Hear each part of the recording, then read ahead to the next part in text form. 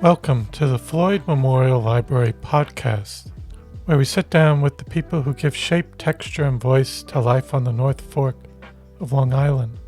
Some are rooted here by generations, others arrived by chance or choice, but all carry with them a piece of the story. We talk about what's changing, what's worth holding on to, and the currents of history, both quiet and loud, that run through this place. I'm your host, Christopher Bianchi, and for episode 156, we sit down with Eric Sepenoski, a fourth-generation East Marion farmer, teacher, and town trustee. Growing up on Sep's farm and spending his early years across the North Fork, Eric developed a deep connection to the land, the rhythms of farming life, and the local community. That foundation has guided him as he balances his roles as a farmer, educator, and public servant. In this episode, we discuss his experiences growing up here, his work on environmental conservation and local governance, and his efforts to foster community engagement and stewardship for the future of the North Fork. So I hope you enjoy episode 156 with Eric Sepenoski.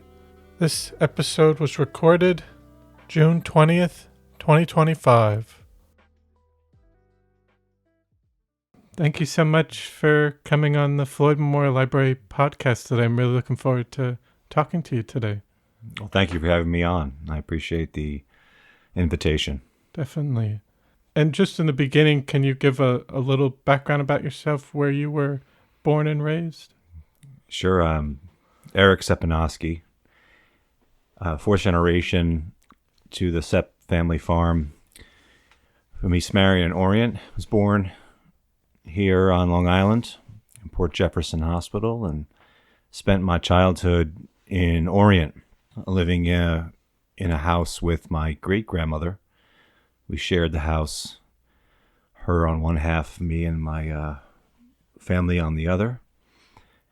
And that farm stretched to the north up to what's now Browns Hill Road and Browns Hill Estates.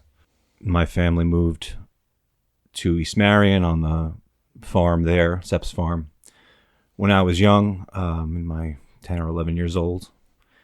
And that's where I've lived ever since, with excursions to college and some travel in between. And how far back can you trace your ancestry on the North Fork?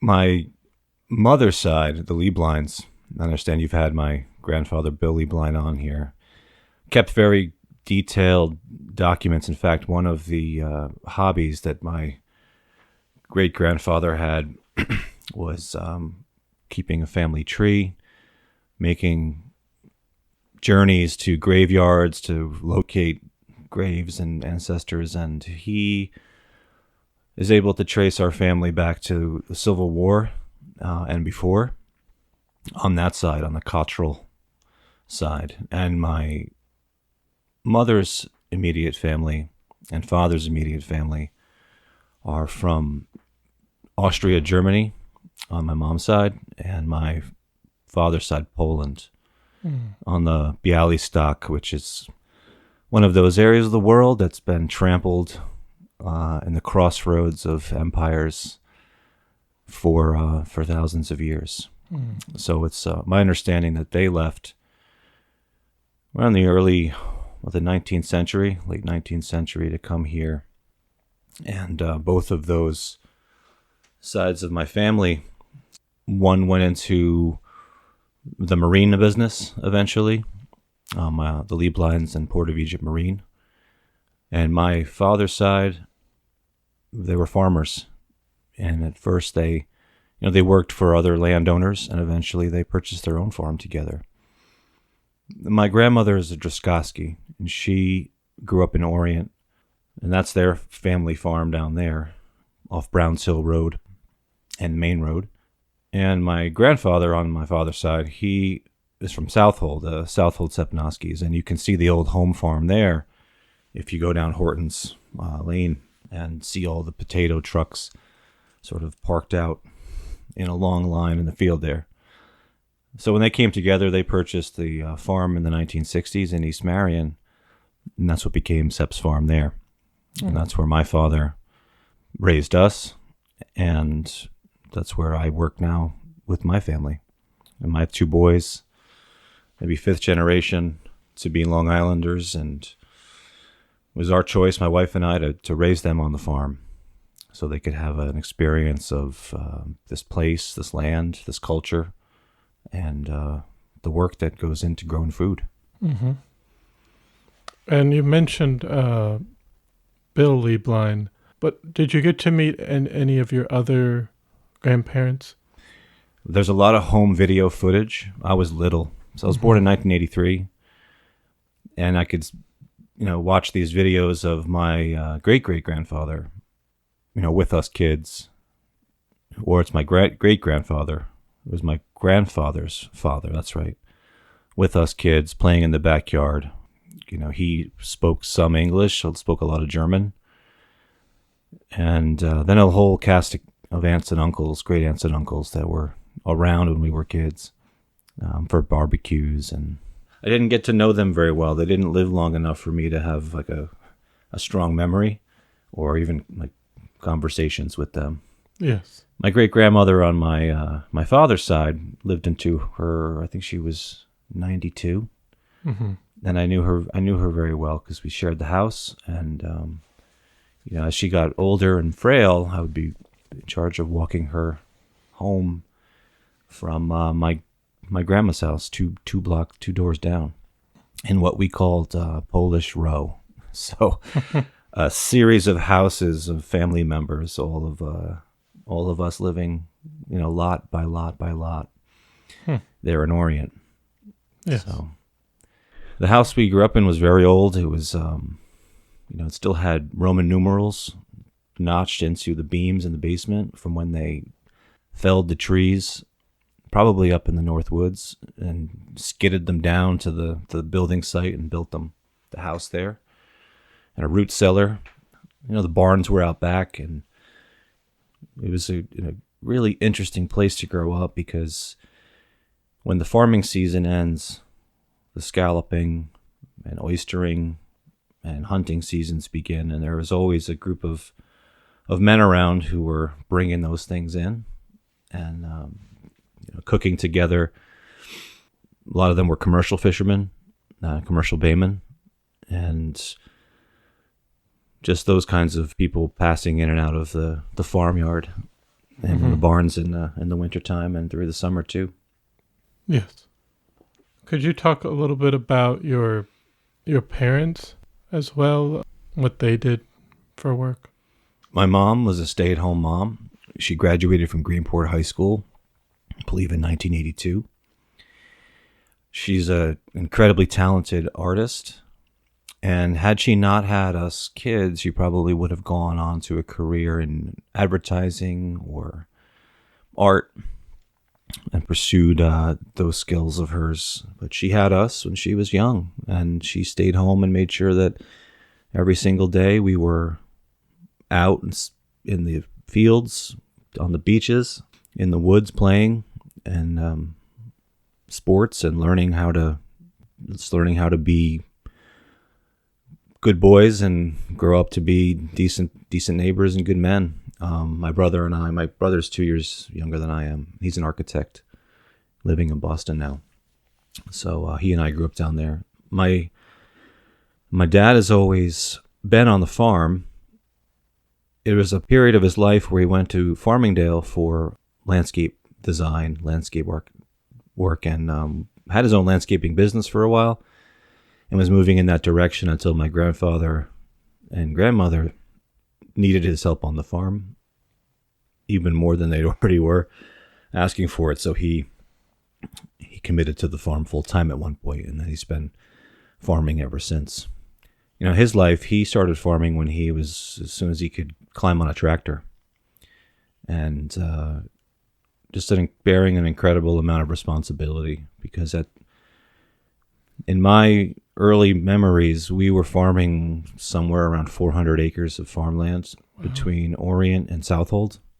So imagine a patchwork of farm fields spread across those three hamlets with irrigation motors running in different cycles, different crops, organizing a crew to plant or cultivate or harvest. And that was around almost from March to November, that kind of agricultural lifeway.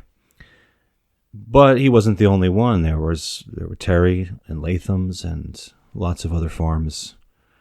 My Uncle John, his Uncle John Sepp in Southold was still raising potatoes until a couple of years ago. So it was much more of an agricultural community. Every kid, you kind of worked on the farm at some point, picking fruit or picking peas or beans, helping out the farm stand. And it's an important formative years for kids on the East End to do that kind of work. It's tedious. It's hot. It's long, but it builds a sense of place and resilience in you, even though you don't appreciate it at the time. Yes. You want to go to the beach with your friends, and there's watching a thunderstorm come in, and you're hoping it rains so you can go, and the pass just goes right by you, right down the Long Island Sound.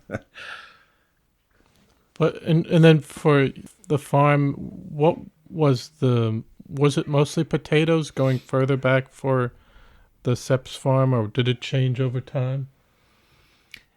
It was shallots and potatoes for my grandmother's family in Orient. And I could just imagine scenes of bushel baskets full of those little golden shallots with the thin orange husks blowing around the barnyard. There was horses and livestock a little bit for personal use.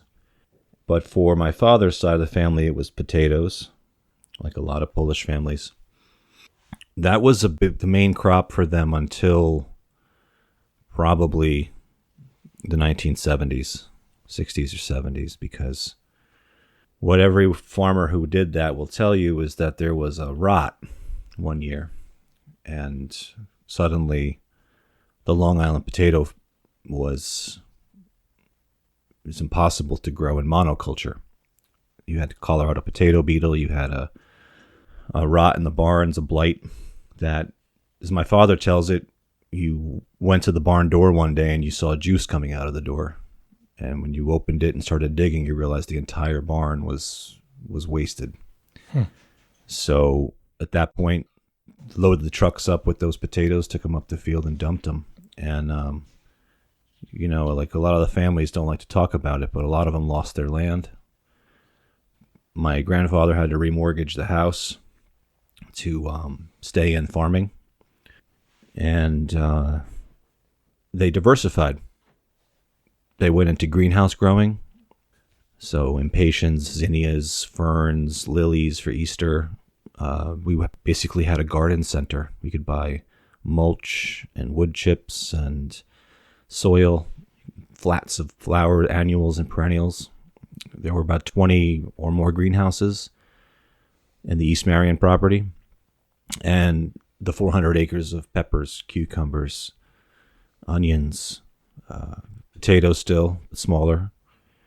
And from there, it continued to get smaller and more diverse to where we were growing beets, carrots, radishes, peas, blackberries, raspberries, strawberries. In fact, it was just at the Strawberry Festival in Mattituck, and I can remember the farm stand, we had, cases upon cases of strawberries picked for that event. And all the local farms who had berries were contributors to that Strawberry Festival. So that's the backstory of our family. Is pretty typical, but we're also very fortunate in that we were able to pivot in the new jargon to make a transition to diverse row cropping with an increasingly smaller, more efficient farming business.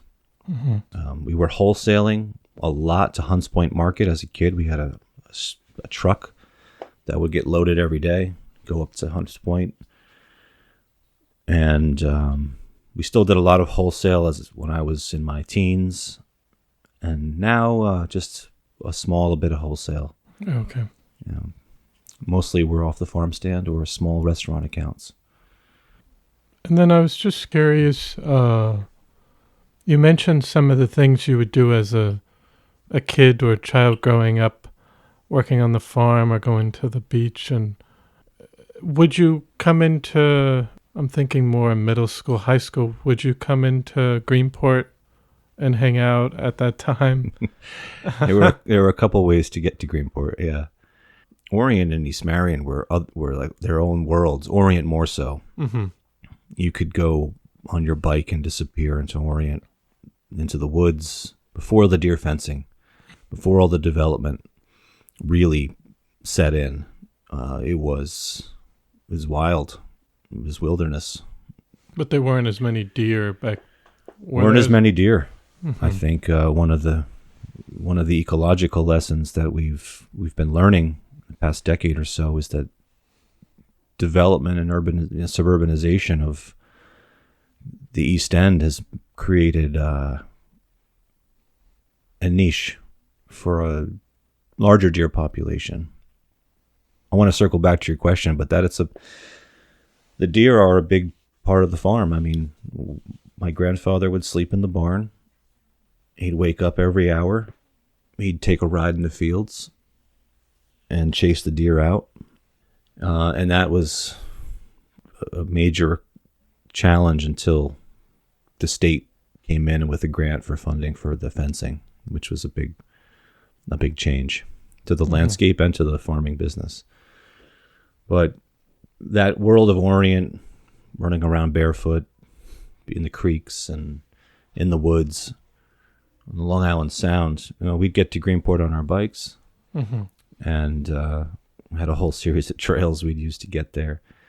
But we also had our boater safety certificates when we were 11, and so you could take a little motorboat and cruise all the way to Greenport, tie up at the town dock, and then spend an hour or two, get an ice cream, and then Greenport was different then too. It was a little rougher around the edges.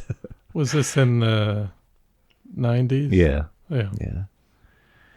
But you still felt like you could walk around and hang out in different... Yeah, I mean, my grandmother, she lives in Greenport, so we go to her house.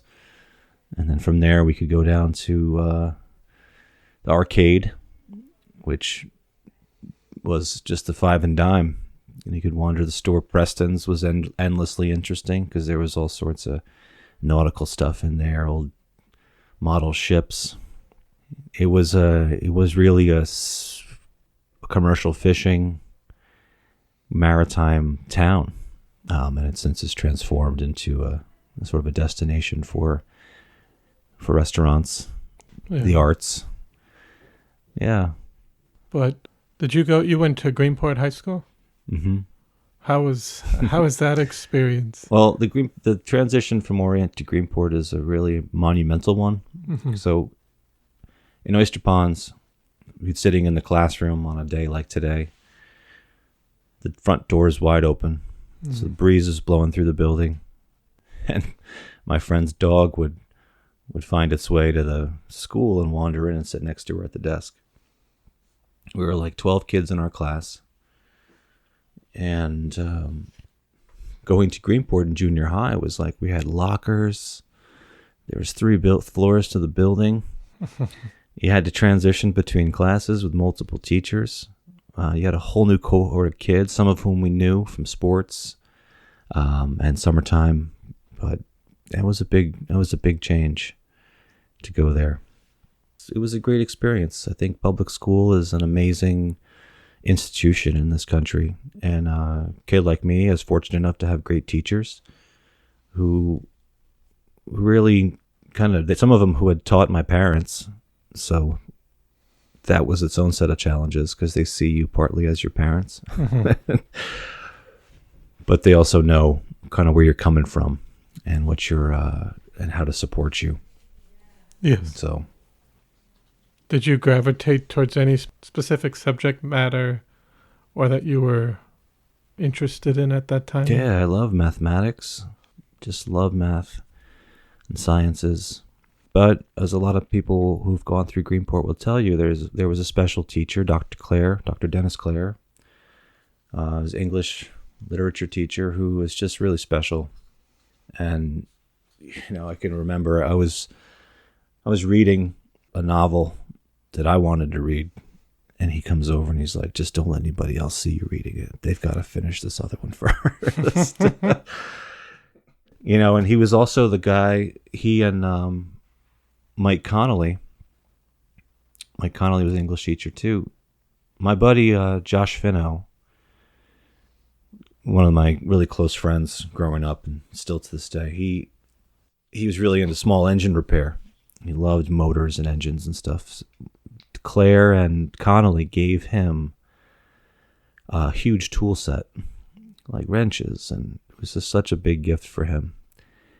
Josh is a great guy, never finished high school, but made a really great life for himself in the world of motors and mechanics and trucking. So that's where those are the kind of teachers who they really cared about the community, and they really cared about us kids. A lot of pride, a lot of school pride, played football a little bit until I got into guitar and just wanted to be playing the guitar all the time with a band, playing the talent show, some baseball, but mostly just wanted to be out with my friends in the woods and on the boats, exploring and having fun. Yes. And then coming out of high school, did you know what you wanted to do No. as a career? Well, I had a really, there's this idea of helping hands. If you're kind of the adventure you get's the one you're ready for. So I was mowing the lawn for extra money in the summer. I was mowing lawns in East Marion, and I was mowing across the street from the farm stand, and then this guy comes out and he's like, "Do you want a job with me? I need some extra help." So I said, "I don't know what you do."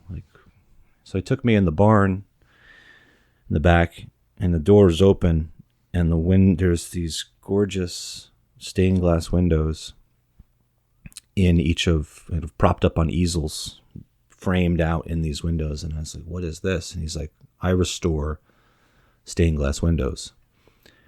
And I have a big project coming up for Princeton University Chapel, and I really need an assistant to help me. Are you interested?" And I said, "Absolutely."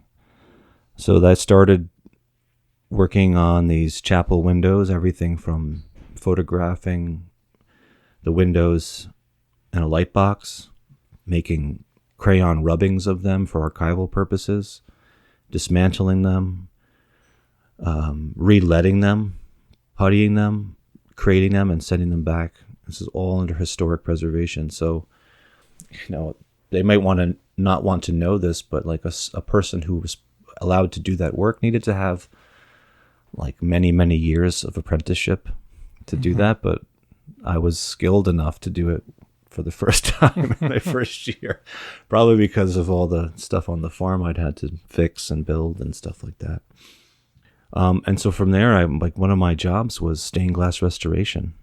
Worked on churches in Amagansett, private Southampton Stune Church, private homes with their windows, churches in Manhattan. It was just an amazing opportunity, and Jack Cushion was his name. Loved jazz and the blues.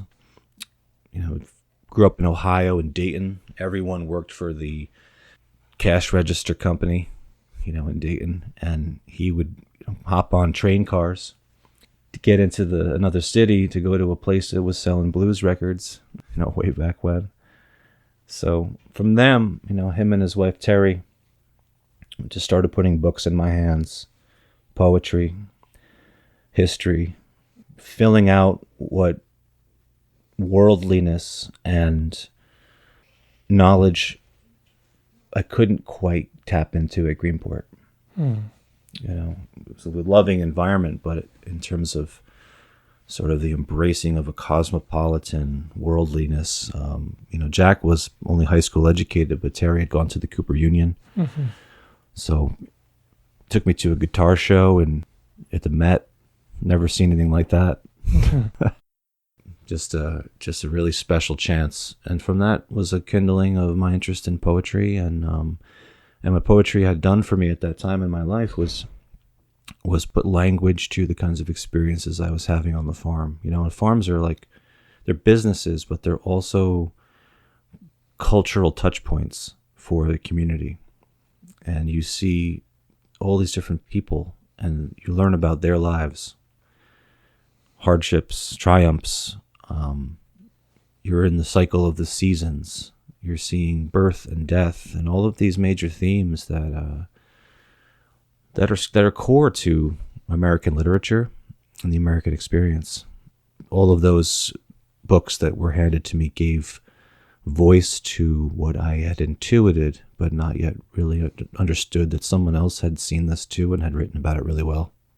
So I knew after graduating that I wanted to go to college, but I didn't know for what. I started out on the engineering route at Binghamton University, was accepted there for engineering, and then I was like, this isn't for me. I took a couple courses in literature and made a huge transition to a literature focus. And then it'll be jumping a bit, but then you earned a PhD in rhetoric and writing. Literacy studies. From Northeastern University. Yeah. There's a lot of time between a PhD and Binghamton, for sure. If you still were continuing in that kind of literature writing path. Yeah. Throughout that time. I went to Southampton College before it closed. I was there for 2 years or a year and a half, and I took courses on Melville, Dante, just trying to absorb what was available to me, and still farming in the summertime. And it was at Southampton they offered a sailing ship experience called Seamester. This is a traditional 18th century schooner, 2 masts, gaff rigged, starts in Boston, and we sail traditionally from heave ho all the way from Gloucester down to the Caribbean, stopping all along the way. So it was a literature course, literature of the sea, marine biology, history, American history, mostly Atlantic history, which you learn a lot about the early colonial history of the United States and the East Coast, stopping at forts and seeing these places in real life, and navigation and seamanship, which involved celestial navigation using a sextant, maps, charts, splicing lines, all of that. They actually didn't let us use any of the electronic navigation instruments. We had to use the traditional methods.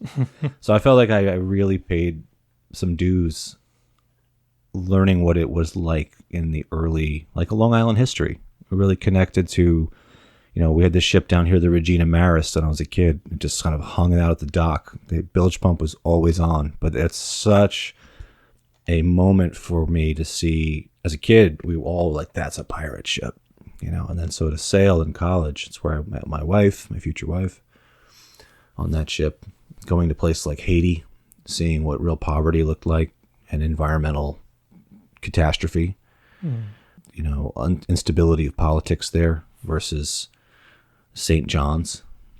Just got to see a lot of the different biological, ecological differences as you travel south.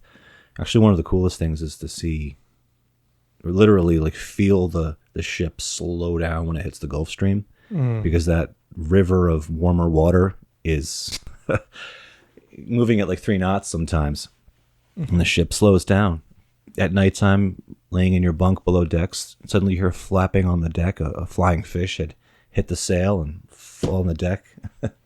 That was for lunch the next day. But then Southampton College closed, and I found my way to Boston, finished my undergraduate work at Emmanuel College in the Fenways. And from there it was Habitat for Humanity. I was working back on the farm. My then friend, now wife, said, we're doing a trip to Dominican Republic to build some houses for Habitat. Do you want to be the Spanish translator? So I said, yeah, I'm happy to come along. I knew Spanish from the farm and from high school a little bit, mostly bad words. So I was the translator on that trip, and then she ended up staying, teaching down there, and I came soon after, so we lived down there for a while before going back to Boston. Did my master's in fine arts at Emerson College in poetry. A lot of my poems focused on farming and sort of the influence of a father figure in that poetic space. But then the interesting stuff started to happen for me when I met John Trimber, who's a rhetoric composition scholar, and seeing that poetry has this public side, or oratory, and this public-facing side, the history of rhetoric, all the way back to the ancient Greeks. And it really intrigued me, so I took a course of his called Teaching College Composition. And it was a damn hard course in rhetorical history, rhetorical theory, how to actually teach people how to compose and write. And then I became a graduate instructor of writing and research writing at Emerson College. And from there, I said, I really like this. And, tutoring high school kids in the inner city, I said, I want to study this more. So I went to Northeastern on a PhD program there, which is lovely because they pay you to go to school. It's not a lot, but yes, it's better than paying. Yes. And at Northeastern, I was so blessed because I had Chris Gallagher. I had Ellen Cushman, who's a scholar of Cherokee language and colonialism, decolonial theory.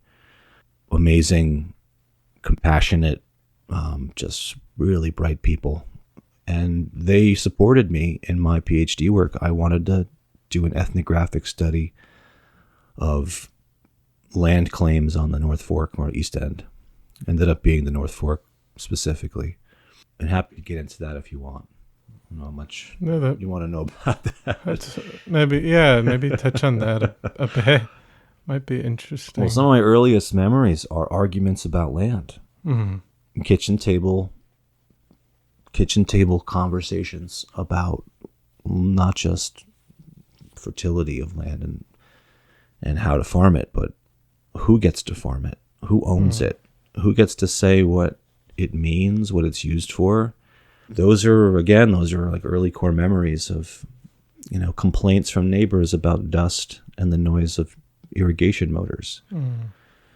Already in the 1990s, you can sense a tension within the North Fork community of people who are always, generations of here in the North Fork and the so-called newcomers. Mm-hmm. And if that sounds familiar, it's because it's ongoing now. Yes. It's particularly with the COVID exodus from New York, and it's brought a vibrancy, a breathed a lot of new life into our East End community. And it's also not without its tensions and sometimes its conflicts.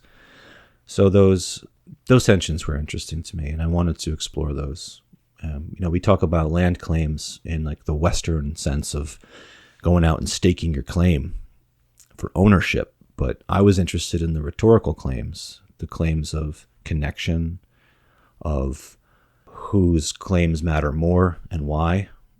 When a public hearing is happening and farmers are there and developers are there, I was interested in those public records and those exchanges. I was interested also in this sort of layering of histories, particularly around organics and sort of a new farming culture and community that come out and started to make its presence known within a historical context where the Polish are the newcomers and the English are even, they're the real farmers who've been here a long time. So there's sort of national and ethnic identities at play too. So all that really intrigued me. But the ethnographic component of it was was so rewarding. Sitting in people's kitchens, driving around the farms with them, just talking with them about their experiences with the land.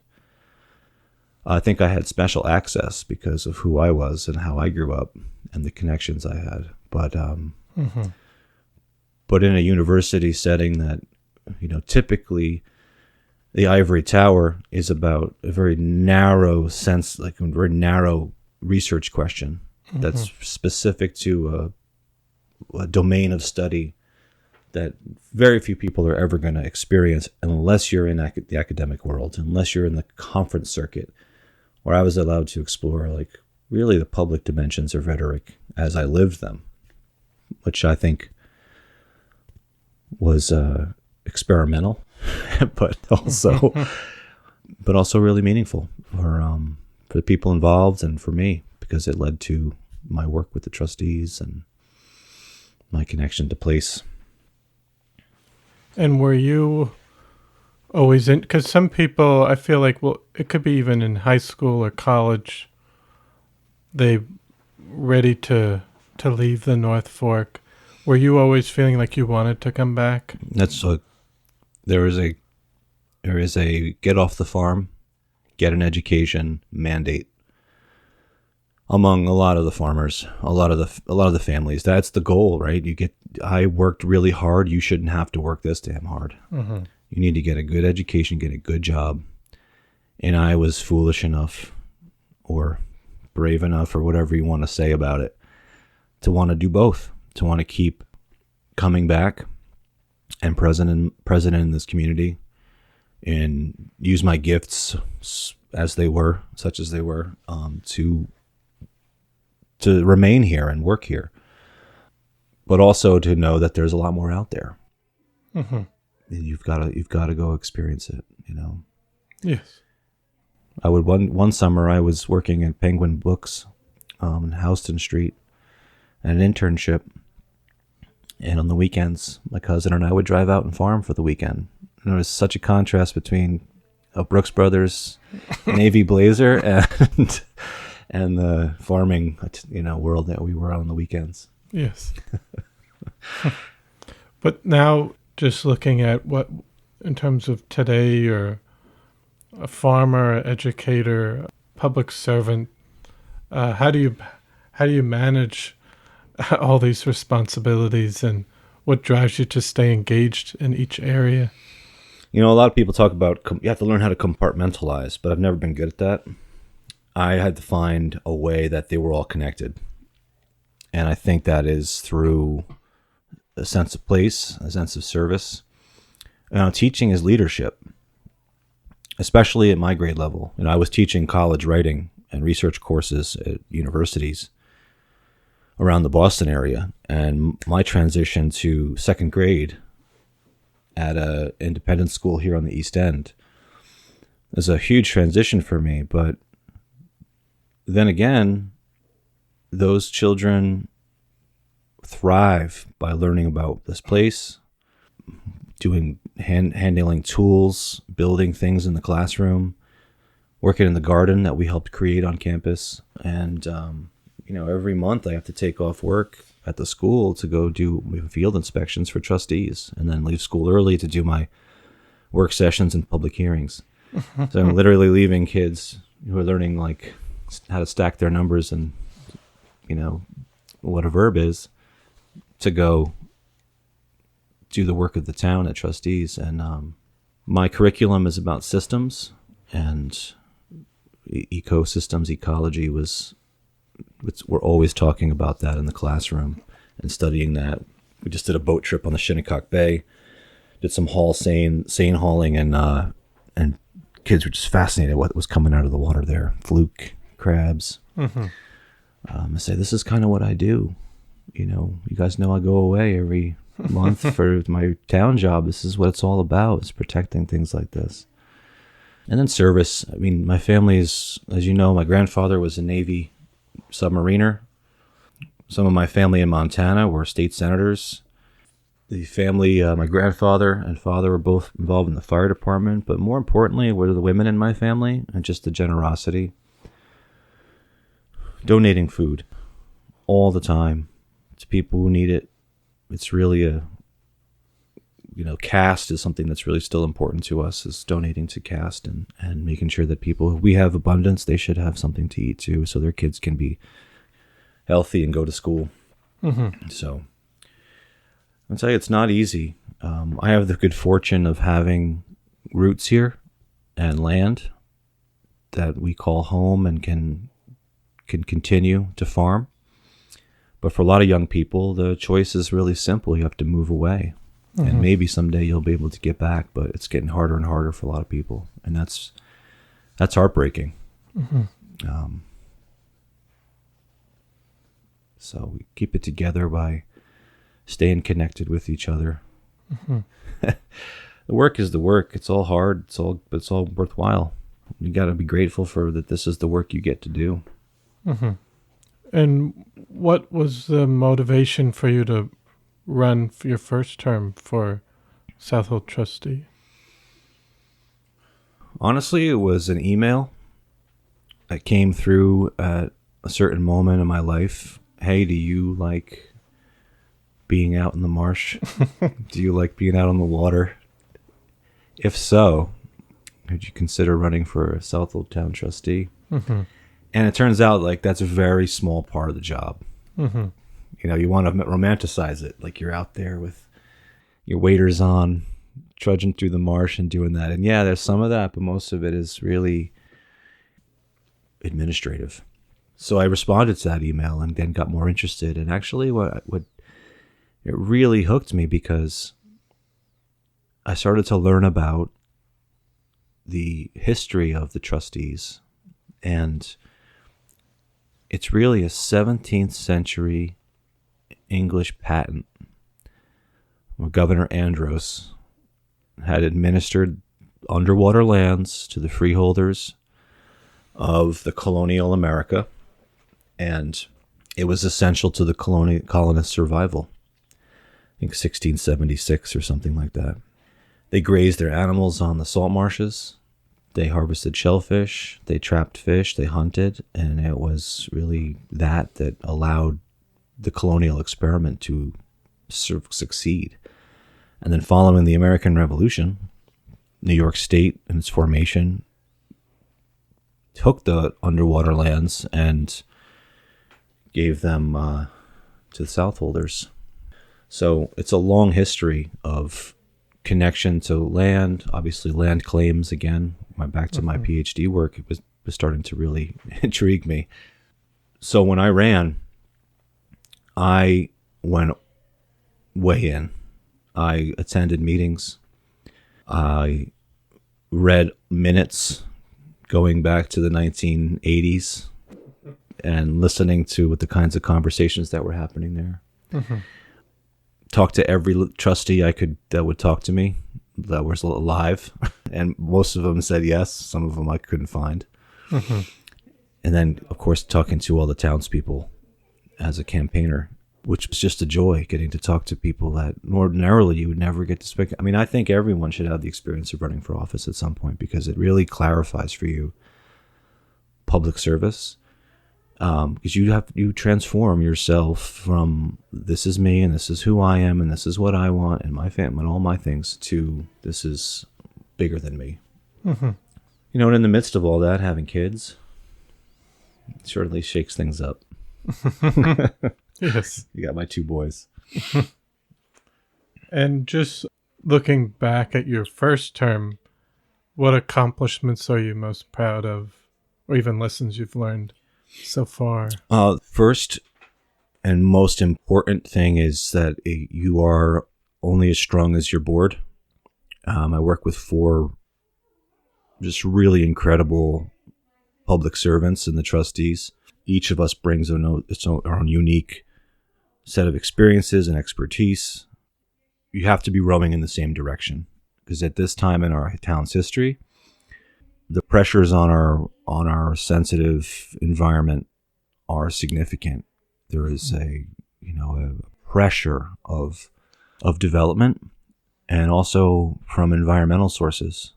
Mm-hmm. So it's a lot to take hold of, and sort of having a steady hand and a good team. And our accomplishments are, we have been transitioning septic systems and cesspools on waterfront properties to the new innovative alternative on-site wastewater treatment systems. That's been happening since 2002 when the county mandated that transition for demolitions and new builds, but it's also convincing people that's the right thing to do, even if they're not required to do it, and spelling out the environmental benefits of reducing nitrogen loading on our waterways, on our surface waters. And the trustees have been advocates for that before the county mandated it. Natural buffers, going from sod lawns back to native buffers that mitigate that runoff. The highway department and the town engineer are responsible for cutting outflow pipes to the waterways and the wetlands. In the old days, the way of thinking about the wetlands was wetlands or wastelands. That's where all of the runoff went to get rid of it, and now we capture it before it hits the water. We've also prevented creep of development further seaward. Everyone wants to live as close to the water as they possibly can, which is ironic because, historically no one lived on the water except the life-saving people.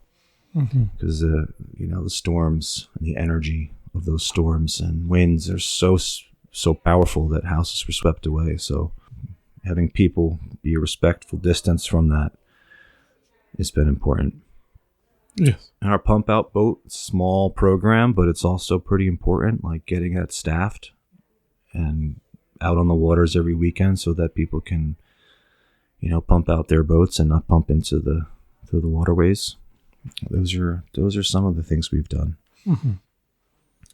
Really, there's a mythology in American environmental conservation of like a Teddy Roosevelt as the conservationist cowboy.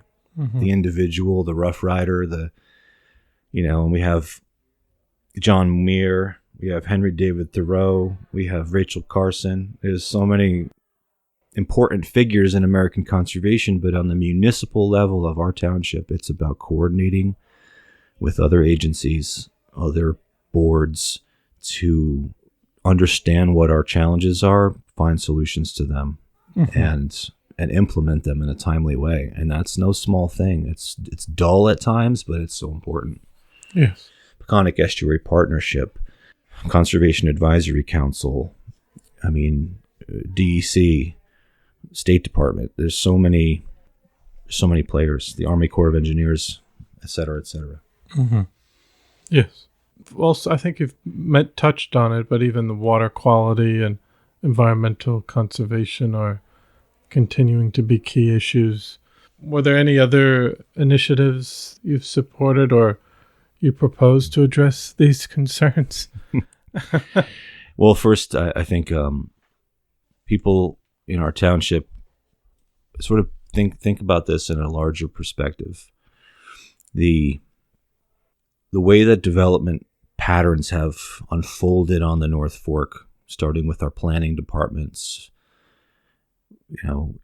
subdivision of land into smaller parcels along the waterfront, what it has baked into our landscape are buildable lots, and those lots come with property rights, and people want to build their dream home on those lots.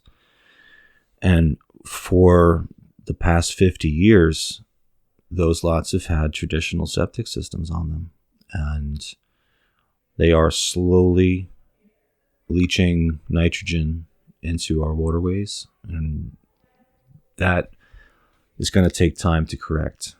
So it's a long view of the health of the Peconic Bays. That and rising sea levels, the energy and of the water hitting up against those beaches and bluffs and tows. It's a real challenge to balance the desire to protect property with the natural sloughing off of bluffs to renourish beaches. That's something the state the DEC has been looking closely at for quite a while now with bulkheads. But more close to my heart is just education. I think getting out into the community and talking about these challenges, but also these opportunities to collaborate and understand. That's really key, because you could have all the science and all the knowledge about the waters, but if you're not working together with other people to address them, it's not going to go anywhere. I mean, I went to Oyster Pond School in my first year with the highway department supervisor, and we talked about what our jobs meant and what they do. The kids were like asking all these great questions. We spoke at Marion. Marion Lake has a wonderful, committed group of people in East Marion who want to see that Phragmites removed and the native vegetation restored, habitat restoration efforts like that. There's a huge project in Orient. The trustees are supportive of replacing a tidal gate on Narrow River Road so that it flushes the marsh and kind of chokes out the Phragmites and brings back the natural Spartinas and other Spartina patens, cattails. Projects like that all over town, small but important. So going forward, that's what I want to do, is get out more into classrooms, use my role as an educator to connect with kids and teachers and community members. Yes. And I was curious, just you mentioned even public engagement is important, but how do you approach decision-making on the board to balance the economic development needs of farmers or the houses, while also providing that environmental preservation or protection? Because obviously you can see erosion and runoff from whether it's farms or houses. Is that hard to balance in local government? Everything's hard to balance in local government. I guess to your point, environmental conservation, environmental stewardship, and economic development, right? They seem like these competing interests, But if you go a little deeper, really the environmental protections, environmental stewardship is the source of our economic development on the East End. Listen, this was recognized in the 1970s, I think, when conservation of farmland, purchase of development rights was starting to be discussed. And that program was pioneered here on Long Island. They started to figure out that if we can purchase these development rights of these farms can stay in agriculture. And that's been a challenge in certain ways since then, but that was an important chapter in our history. So recognizing open space, working farms, an agricultural community is an economic asset. And up until recently, we were the most highest grossing revenue county in New York State before Chobani. On the waterfront, it's the same thing. People want clean water. They want to be able to swim. They want beach closures. The beauty of the marshes, the bluffs, all of the critters that live in those intertidal zones. That's what people come out here for. And to protect that is to protect a part of our economic engine in the township. And sure, there are moments when there's erosion, there's runoff. That's what our elected officials are supposed to do, is get out there and start conversations with people so we could address these issues, not in the courts of law, but in handshakes and figuring out how to just take action on our own as good stewards. Yes. I think you kind of touched on this, but just in terms of preserving the open space and people wanting to live right on the waters, and then that creates the interest of the homeowners and developers want to build right on the water, whether a hotel or something. But how do you approach some of that with collaborating with those groups? And is there any compromises when this priorities or conflicts come about? Well, that's what our town code's for. Mm-hmm. When you read chapter 276, chapter 111, you see decades of thinking has gone into this very idea of conflict around really proximity to wetlands and protected features. You see definitions of bluffs and banks, beaches. You see intertidal marsh. All of this 100 foot from the wetlands or protected features is within trustee jurisdiction. Mm-hmm. So any activity that happens in there requires a conversation, an application of some kind, and the process is really clear and really spelled out. I mean, we've worked really hard to streamline that process. I mean, this last month we had over 50 applications to get through, and that for many of them requires a full board site visit, a conversation in the field with a homeowner or a developer or an expediter. Mm-hmm. A work session and a public hearing. So, and that public record is for everyone in the town to read. Neighbors are noticed. They show up to the hearings. So the code and the process that the trustees have really upheld for 40, 50 years has really worked at using open meetings to have civil discourse around contentious pieces of environmentally sensitive properties. And it's just trusting that process and showing up and doing the work, the homework to get into it. I think what most people want is clarity, and they want to know that there's a clear step-by-step way to do something. One of the things that we really have been championing is the pre-submission inspections, where we meet with a person just so they can share what their vision is, their idea. Because as you can imagine, a lot of the distortion that's introduced into this process that creates the conflict is you have, dare I say, a real estate industry that is about dreams.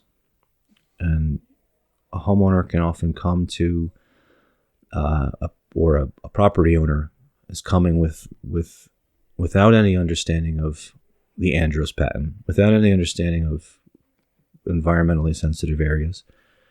In fact, on one of my early field inspections and field site visits, a guy says, I'm sorry, I cut everything down. I didn't know about these things called wetlands. Just had no idea that there were important features of the township. Yeah. So I think a lot of that comes from just not knowing enough. Or do you even think the town can try to enforce the codes? But do you think some people might feel that, well, if that's just whatever trees there, I can pay the fee? Absolutely. I mean, the fees were for a long time very low. Yeah. And since then, they've been raised.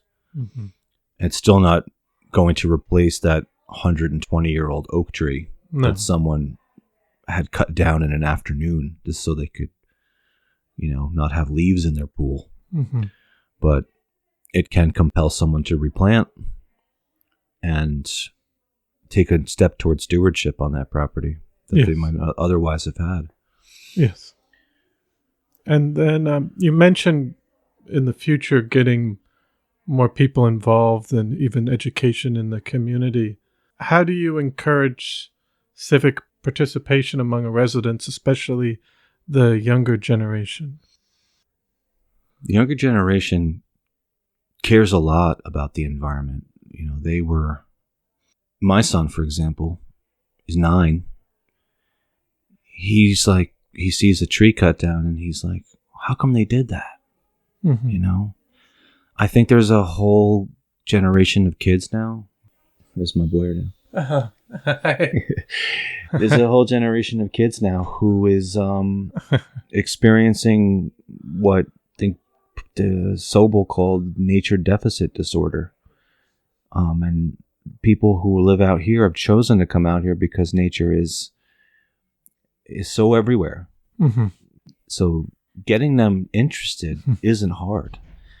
It's finding ways to it's finding ways to get them involved. And in fact, tonight I'm going to an event that for young people interested in the sort of inside workings of the town. Just as I'm talking with you now about these issues, there's a group of people getting together who want to hear from their elected officials about just this thing, how they get together.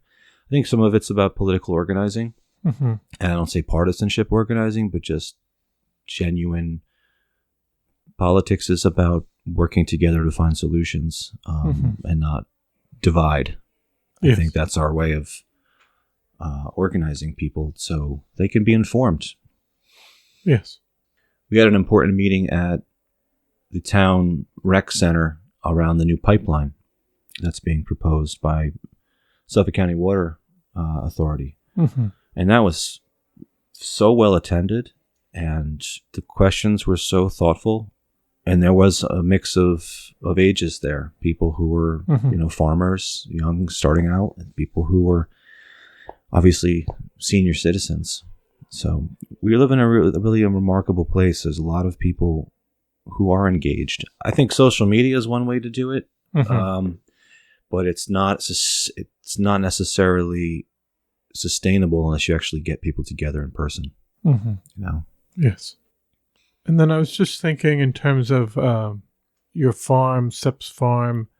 How has that been even in the past few years, getting that going, and how has that been? Is there a balance? Because some people say, well, it's the challenge of making a profit, but then just the passion to continue to farm the land. And well, I mean, there's lots of funny ways people talk about it. Like, if you want to lose a fortune, farm, something like that. If you want to farm, have a fortune to lose, something like that. I think it goes. The farm for us it's a work of, it's really just in our hearts. Everyone in our family has an off-farm job in order to support the farm. And that's just the simple economics of it. And there's so many people who will say, why don't you try to grow this? Or why don't you try to grow that? It's lavender, it's hemp, it's, what's the next cash crop that's going to make everything just work? And the truth of it is everybody's got to work hard on the farm and work hard off the farm to keep it and keep it going. So we do it. Just keep our hand in the dirt. We keep our connection with our neighbors. And our farm's gone through a lot of changes since the 1960s with the potatoes, with the greenhouses, and all the things I mentioned here. And now it's smaller, but it's also something that allows our family to stay on the land and also kind of like each other at the end of the day, because it's easy to fight in a family over farming. And then just lastly, I usually ask people at the end, I guess more personally, what are your hopes for the future of the North Fork and its community down the line? What would you hope to see? One of the themes that came up in my PhD work, but also just in being present in the farm community, is it's intergenerational transfer of cultural and historical knowledge. I think we're really a community rich in stories, amazing people with careers from all over the world, careers locally. And I grew up with that multi-generational presence. There were people in their 80s down to their 20s, everyone coming through the farm. And I think that in that exchange is where Southold perseveres and continues. We got to be connected across our age groups. And that means for young people, it's really hard because we have to slow down and find time to sit with our elders and talk. And that's, the pressure on us is extreme because of how we all have multiple jobs, families, and everyone has to live further away from each other. It's important that we connect. Just heard this. There was this interesting idea in Japan. A temple needs to be rebuilt every 20 years. And I'm talking a small shrine, but the traditional Japanese carpentry, there's 3 generations on site, marking the wood, cutting it, joining it in those traditional ways. And they erect the temple, shrine, and they leave the old one standing next to it for like a month or two, so the spirits can move from one to the other. Sounds pretty far out, but in Shinto religion and Japanese Buddhism, there's something beautiful about that. But that sense of like 3 generations working together on the same project is really important. And the course 20 years is like the blink of an eye. But doing that over and over again, which is how it used to be. People on the bay learn how to mend nets from the people who were older than they, and they would teach their kids. And I think that's something that we need to practice as a township, as a community. Yes. Which leads me, I suppose, to thank you for this, because this is one way of getting those stories out there. People in the community, and these technologies we have are marvelous for exchanging story and really transcending space and time in a way. Yes. Well, thank you. But I want to thank you so much for taking the time to come on the podcast and share your story and your passion for the North Fork and keeping Sep's farm going, as well as your love for the environment and your work on the trustees. So thank you so much for coming on. You're welcome. It's a pleasure. Well, I hope you enjoyed episode 156 with Eric Sepenoski. I want to thank you for listening to the Floyd Memorial Library podcast, and we'll see you next time.